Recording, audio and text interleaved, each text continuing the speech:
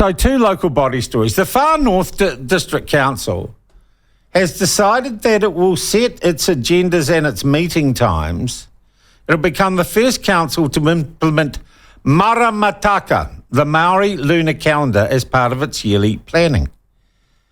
The decision forms part of a larger kaupapa policy to integrate more Mataranga Māori through the council, led by the district's new mayor, Moko Tipania. And we tried to get Moko on this morning, he's away or something, but we will get him on.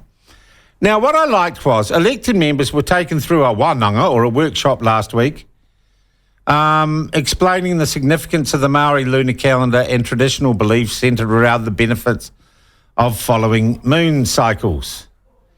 Now, I know to a lot of us that sounds like mumbo jumbo. I actually have a story going back generations in my family about the Maori lunar calendar and a problem it caused between an ancestor of mine and a Maori family who had done him a great service.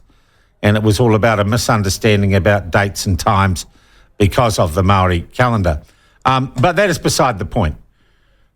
I read the story and I was prepared as I read it to be outraged. But in the end, I wasn't, because 51% of people in the Far North are Māori, and this decision was made by a duly and democratically elected council representing its local people, and there ain't nothing wrong with that. That is democracy in action, which is why I want to talk to the Far North Mayor about it.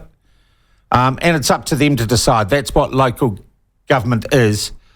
But I'm also kind of interested that the same thing hasn't happened in Kāpiti.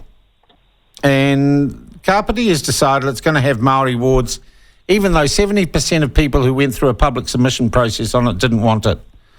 Why is this? We're joined now by the Kāpiti Coast Regional Mayor. Was that right? Deputy Mayor of Kāpiti Coast, Lawrence Kirby. Lawrence, thank you for coming on the platform this morning. A very good morning to you.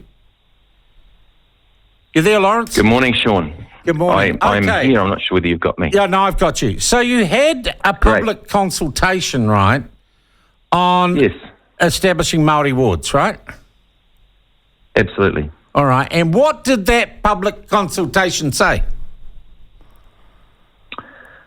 So we had responses from around just over 500 people came back to us with submissions.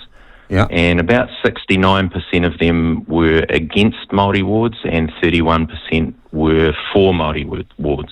Yeah. So, of course, being a democratic organisation, the council says we won't have Māori wards then, right?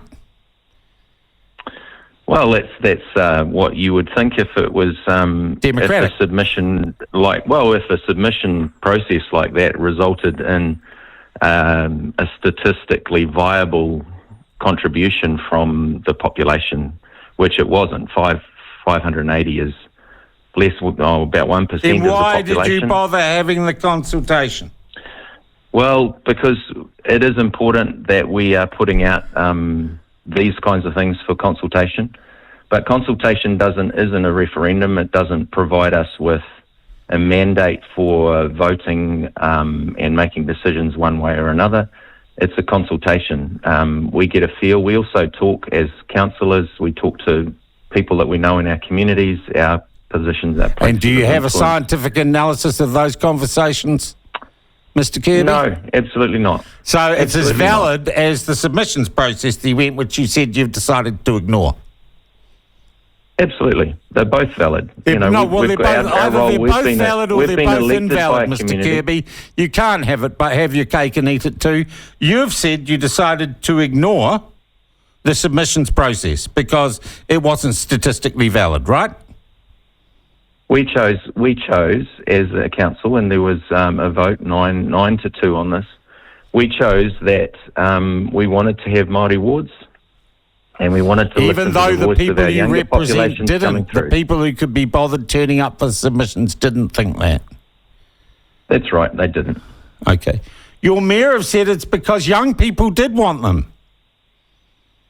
Yeah, that's true. We of our younger population, it was a high majority of people who wanted. Well, do you have any statistics on that? Because I know you're very, very concerned about statistics and things being valid.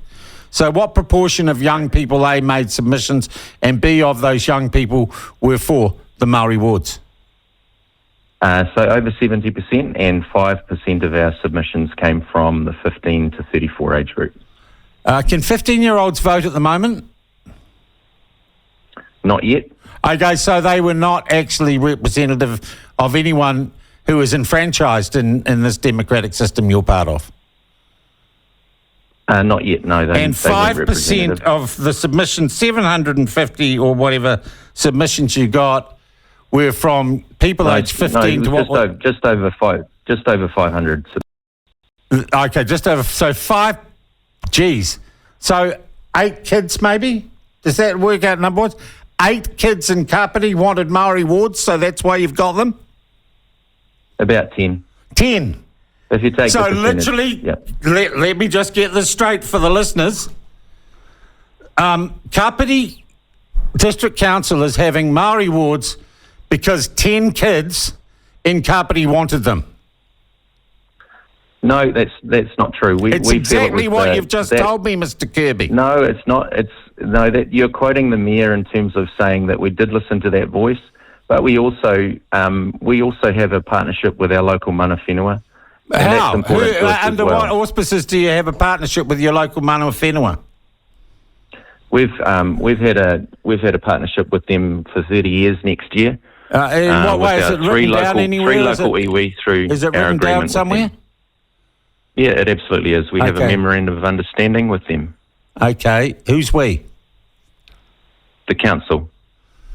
And that's been in place for almost 30 years now. Okay, so why did you need a Maori ward then?